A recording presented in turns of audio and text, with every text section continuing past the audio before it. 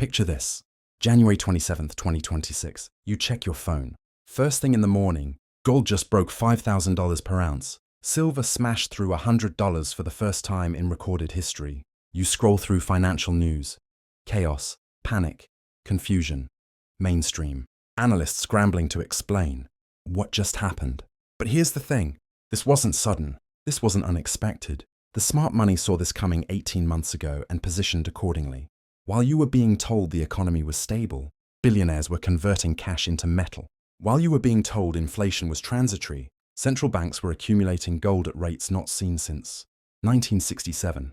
While you were being told everything was fine, the largest wealth transfer in modern history was happening silently in precious metals markets. Gold is up 178% from its 2022 lows. Silver is up 456%. These aren't normal bull market numbers. These are crisis numbers. These are the kinds of moves that happen when currencies collapse, when wars escalate, when the financial system approaches a breaking point. And here's what should terrify you. The smart money isn't taking profits. They're doubling down. Ray Dalio is recommending 15% portfolio allocation to gold. Stanley Druckenmiller just disclosed massive silver positions. Central banks added 100 tons of gold in 2025 alone. They're not buying because they think prices will go up. They're buying because they know something catastrophic is coming. Before we dive into what the smart money knows that you don't, hit that subscribe button and join the Wealth Forum. This is crisis preparation disguised as financial education. It's free, unlike the price you'll pay for ignoring this warning. So here's the question that changes everything. What event are billionaires and central banks preparing for that's big enough to drive gold to $5,000 and silver to 100? Stick with me. Let me show you what happened and why it matters. January 2024. Gold was sitting at $2,065. Silver at $2,250. Mainstream analysts called precious metals dead investments. Digital gold like Bitcoin has replaced physical gold, they said. Industrial demand for silver is weakening, they claimed. The rally is over. They were catastrophically wrong. By March 2024, gold broke $2,200 and never looked back. $2,500 by June, $3,000 by September, $3,500 by December. Then 2025 accelerated the trend. $4,000 by March 2025, $4,500 by August. And finally, January 27th, 2026, gold breaks $5,000. That's a 142% gain in 24 months. But silver did something even more extraordinary. From $2,250 in January 2024 to $100 in January 2026. That's a 344% gain. Silver, the metal that's been suppressed and manipulated for decades, finally broke free and reasserted its monetary role. Here's the historical context you need. There have been only 3 times in modern history when gold and silver both exploded simultaneously like this. 1979, 1980, when gold went from $200 to $850 and silver went from $6 to $50. That preceded the worst recession since the Great Depression. 2011, when gold went from $800 to $1,900 and silver went from $9 to $48. That was the financial crisis and European debt crisis. And now 2024, 2026. Each time precious metals surge like this, it's not because metals are becoming more valuable. It's because currencies are becoming less valuable. It's because the system is breaking, and each time, those who ignored the warning paid the price. Let me give you the analogy. Imagine you're on a ship. Most passengers are partying on the deck. Music playing, drinks flowing, everyone having a great time. But the captain and the crew are quietly putting on life jackets. They're not panicking. They're not announcing anything. They're just calmly preparing for something. They can see that the passengers can't. That's exactly what's happening right now. The passengers are retail investors watching stock markets hit new highs, thinking everything is fine. The crew is the smart money, central banks, billionaire investors, and they're putting on life jackets. They're converting paper into metal. They're preparing for impact. And the impact they're preparing for? It's already visible if you know where to look. Central bank gold purchases tell you everything. In 2022, they bought 1,136 tons. In 2023, 1,037 tons. In 2024, 1,082 tons. And preliminary data for 2025 shows 100 tons. They're not slowing down. They're maintaining emergency level buying for 4 consecutive years. China's official reserves now show 2,280 tons. But leaked intelligence reports suggest actual holdings are closer to 9,000 tons. They've been accumulating through state banks, sovereign wealth funds, and military channels. Russia holds 2,335 tons officially, making gold 30% of their total reserves. Poland increased holdings by 250 tons in 3 years. India added 200 tons. Singapore, Czech Republic, Turkey, UAE, all buying aggressively. These are not investments. These are preparations. And the question you should be asking yourself is, what are they preparing for? Let me explain the mechanism driving this unprecedented surge. This isn't about supply and demand fundamentals. This is about the collapse of confidence in the dollar-based monetary system and the race to position before the inevitable reset. Here's how it works. The global financial system is built on 3 pillars: dollar dominance, treasury market liquidity, and faith that central banks can control inflation. All 3 pillars are cracking simultaneously. Pillar 1, dollar dominance is ending. In January 2026, the dollar's share of global reserves hit 56%, down from 73% in 2001. That's the lowest level since 1995. But the pace of decline is accelerating. The dollar lost 2% share in 2025 alone. At this rate, it falls below 50% by 2028. Why does this matter? Because dollar dominance gave the US an extraordinary privilege, the ability to print currency to fund deficits with no immediate inflation consequence. Because the world needed dollars for trade. But if the world doesn't need dollars, printing causes immediate domestic inflation. The inflation that was exported globally for 50 years comes home, and the evidence of de-dollarization is everywhere. Saudi Arabia officially ended the petrodollar monopoly in June 2024, accepting yuan, rupees, and gold-backed settlements for oil. The BRICS nations launched their gold-backed unit currency in March 2025, with 28 countries now using it for bilateral trade. China and Brazil settled $2.1 billion in trade using yuan and real in 2025, bypassing dollars entirely. Russia and India completed $65 billion in rupee-ruble trade, $0 involved. Each of these developments chips away at structural dollar demand. And reduced demand means reduced ability to export inflation, which means the Fed's money printing since 2020, over $5 trillion in new currency creation, is coming back to bite domestic purchasing power. Gold at $5,000 is the market pricing in this dollar decline. Every $500 gold rises represents approximately a 10% decline in dollar purchasing power against hard assets. Pillar 2. Treasury market liquidity is collapsing. The US federal debt hit $36.5 trillion in January 2026. Interest payments now exceed $102 trillion annually. That's 18% of all federal revenue just to service existing debt. And the deficit for 2026 is projected at $2.4 trillion. To fund that deficit, the Treasury must issue bonds. But who's buying? China reduced holdings from $1.3 trillion in 2013 to $760 billion in 2025. Japan dropped from $115 trillion to $950 billion. Foreign central banks as a group are net sellers, so the Federal Reserve is forced to step in as buyer of last resort. Since January 2024, the Fed's balance sheet expanded from $7.8 trillion to $9.2 trillion. That's $1.4 trillion in new currency creation in 24 months. And most of that went to buying treasuries that no one else wanted. That's textbook monetization. That's what Zimbabwe did, what Venezuela did, what Weimar Germany did. Print money to buy your own debt because no one else will. The gold market recognizes this pattern instantly. Monetization means currency debasement. Currency debasement means gold rises. It's a mathematical certainty.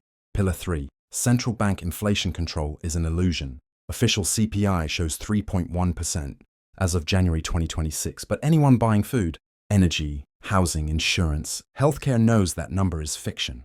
Real inflation, measuring things people actually buy, is running 8 to 10%, and the Fed is trapped. They can't raise rates high enough to fight inflation without causing a government debt default. At 5.5% rates, the US pays $1.2 trillion interest. Raise rates to 7%, and interest costs jump to $1.6 trillion. The deficit explodes to $2.8 trillion. That's unsustainable. So the Fed is choosing inflation over solvency. They're keeping rates lower than inflation.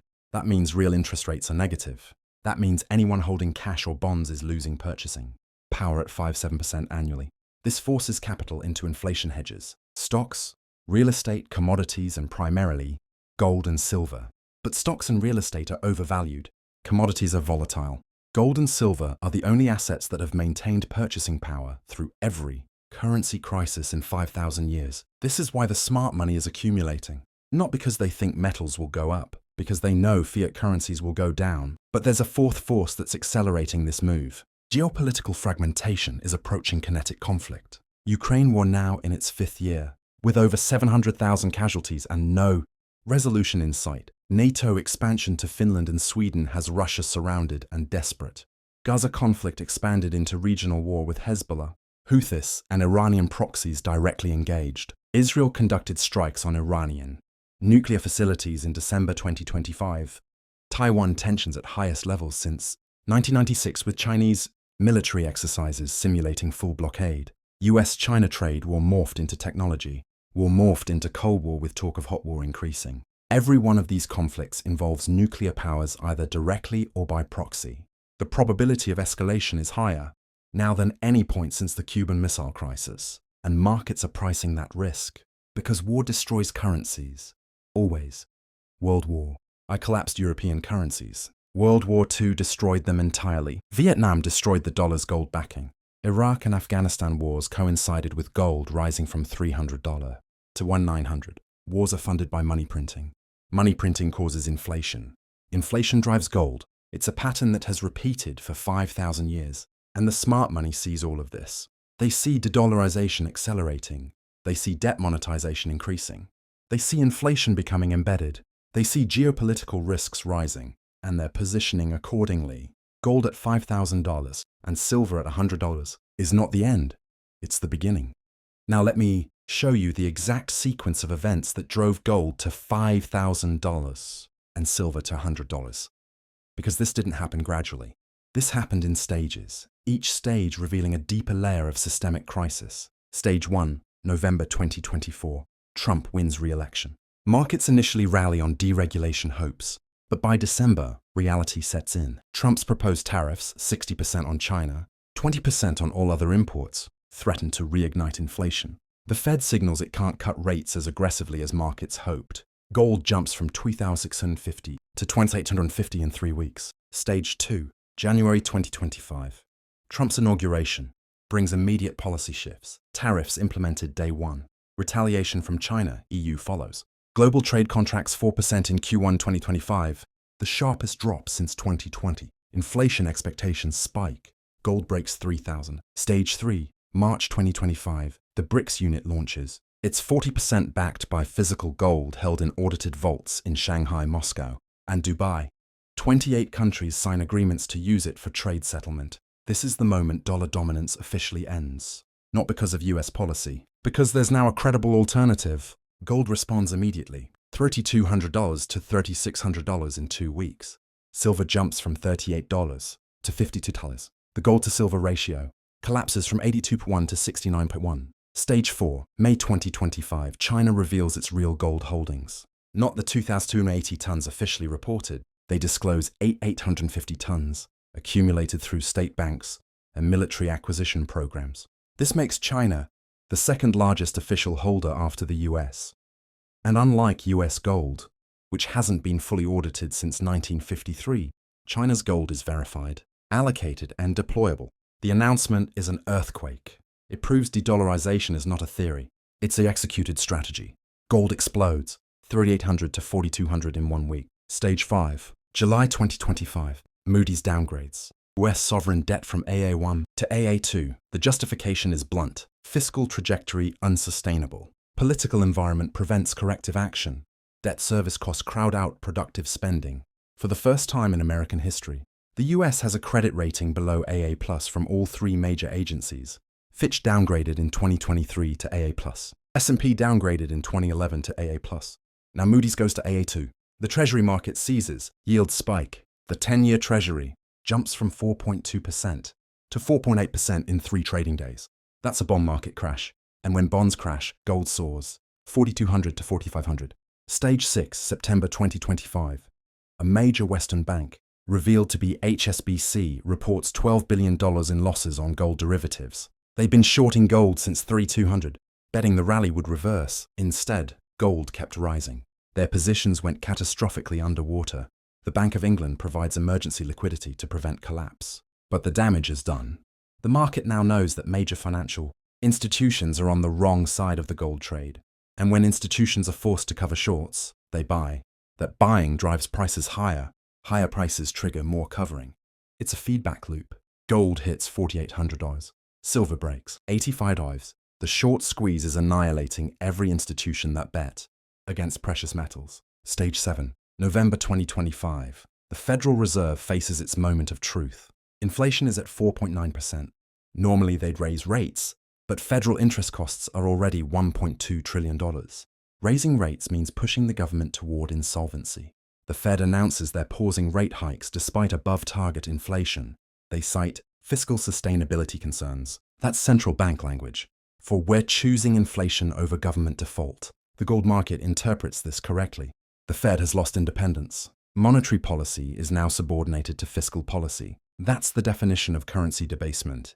That's what banana republics do. Gold goes vertical. $4,800 to $1,500 in 4 weeks. Silver explodes from $88 to $103. Stage 8. December 2025, Russia and China announce they're settling all bilateral trade in gold. Not gold-backed currency, physical gold. They've established a gold clearing system where trade imbalances are settled monthly with physical metal transfer. This is the return to the gold standard, not globally, but bilaterally. Two nuclear powers, representing 1.5 billion people and $20 trillion in GDP, are abandoning fiat currency for gold settlement. The implications are staggering. If gold is money again for 20% of the global economy, what does that say about the other 80% still using fiat? Gold hits $5,000. Silver consolidates above $100. The new normal has arrived. Stage 9. January 2026, Saudi Arabia announces they're accepting gold for oil payments. Not gold-backed currency, physical gold delivered to Riyadh. They've built vault capacity for 500 tons, specifically for this purpose. This is the final nail. The petrodollar lasted 50 years. From 1974 to 2024, the gold oil system is now beginning. And once oil is priced in gold, every other commodity follows. Gold holds $5,000, silver pushes toward 110. And the smart money isn't selling. They're accumulating every dip because they know what comes next. Now let me show you what gold at $5,000 and silver at $100 means for everything else. Because this isn't just about metals. This is about a complete reshuffling of global wealth. Consequence 1. The dollar's role as global reserve currency is over. Not officially. No announcement will be made, but functionally it's done. When gold is at 5,000, it means the dollar has lost 75% of its purchasing power against gold since 2020 when gold was 1,800. That's not volatility, that's collapse. Every dollar-denominated asset, stocks, bonds, real estate, is worth 75% less when measured in gold. Your 401k might show bigger numbers, but its real purchasing power has been devastated. Consequence 2. Inflation becomes permanent. Central banks cannot raise rates high enough to fight inflation without causing sovereign defaults, so they accept inflation as the new normal. That means 6 to 10% annual currency debasement becomes structural. Gold continues rising to reflect that reality. Consequence 3. Wealth inequality explodes. Those who held gold and silver through this transition preserved purchasing power. Those who held cash and bonds lost 75% of their wealth. The largest wealth transfer in history just occurred, and it happened silently in metal markets that most people weren't watching. Consequence 4. Physical delivery becomes critical. As trust in paper markets erodes, investors demand physical possession. Gold ETFs experience redemptions. Silver ETFs face delivery requests they can't fulfill. The scramble for physical metal causes premiums over spot price to spike to 15–20%. Consequence 5. Mining stocks explode. If gold is at 5,000 in production, costs are $200 per ounce. Miners are generating $3,800 per ounce in profit. That's a 316% margin. Mining stocks, which typically leverage gold prices 3 to 1, see gains of 500–1,000%. Companies like Newmont, Barrick Gold, and Wheaton Precious Metals become the best performing stocks of the decade. Consequence 6. Silver breaks the gold to silver ratio. Historically, 15–20 ounces of silver equal 1 ounce of gold. Right now, at $5,000 gold and $100 silver, the ratio is 51. That's still suppressed. When silver mean reverts to 21, with gold at 5,000, silver hits 250. Consequence 7. Currency wars escalate. Nations try to defend their currencies by buying gold themselves, driving prices even higher. Or they impose capital controls, limiting citizens' ability to buy gold, which causes black market premiums. Consequence 8. A new monetary system emerges. The current chaos cannot persist. Eventually, a new Bretton Woods-style agreement will be negotiated, and it will involve gold. Not a pure gold standard, but a hybrid system where currencies are partially backed by or pegged to gold. The countries with the most gold will have the most influence in this new system. China, Russia, and gold-rich nations will dominate. The US, despite holding 8,133 tons officially, will be diminished because that gold hasn't been audited and questions about its existence persist. So here's the brutal truth. Gold at $5,000 and silver at $100 is not about metals becoming expensive. It's about currencies becoming worthless. The smart money, the billionaires, the central banks, the sovereign wealth funds, they saw this coming. They positioned between 2022 and 2024, when gold was $1,800 to $2,500 and silver was under $30. They accumulated quietly, and now they're sitting on gains of 100%, 200%, 300%. But here's what they know that you don't. This isn't the end. This is the beginning of a monetary system reset that will take years to fully unfold. Gold at $5,000 is just the market catching up to the currency debasement that already occurred. The Fed's balance sheet went from $4 trillion in 2020 to $9.2 trillion in 2026. That's $5.2 trillion in new currency creation. If gold was 1 to 800 in 2020 and the money supply increased by 130%, gold should be at $4,040 just to maintain parity. At $5,000, it's only slightly ahead of monetary expansion. But here's the kicker. The money printing isn't stopping. Federal deficits aren't shrinking. Debt isn't being paid down. Wars aren't ending. De-dollarization isn't reversing. Every single factor that drove gold to $5,000 is intensifying, not resolving. Which means 5,000 is not the top. It's a waypoint. If debt to GDP continues rising, if deficits stay above $2 trillion, if the Fed keeps monetizing, gold at $10,000 is not a fantasy. It's a mathematical probability within 5 years. And silver, at $100, it's finally reflecting its dual role as industrial metal and monetary metal. But at a 50.1 ratio to gold, it's still undervalued historically. When that ratio normalizes to 21, silver doesn't stop at $100. It goes to 250, 300, potentially higher. The smart money understands this. They're not taking profits at $5,000 gold. They're dollar cost averaging on every dip. They're accumulating more because they know the end game. The end game is a return to sound money.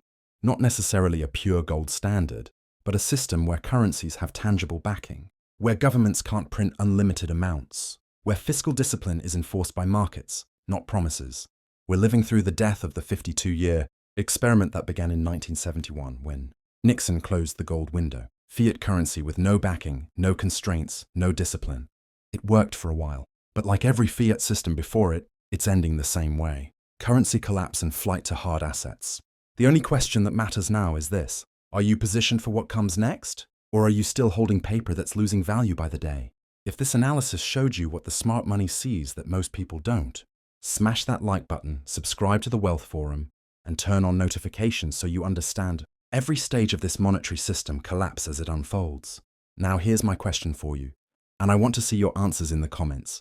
Have you already bought gold and silver, or are you buying now for the upcoming crisis? Drop already positioned if you've been accumulating metals for the past year. Drop buying now if this video convinced you to start. Drop still skeptical if you think this is overblown. And tell me your target allocation, 10% in metals, 25%, 50% more.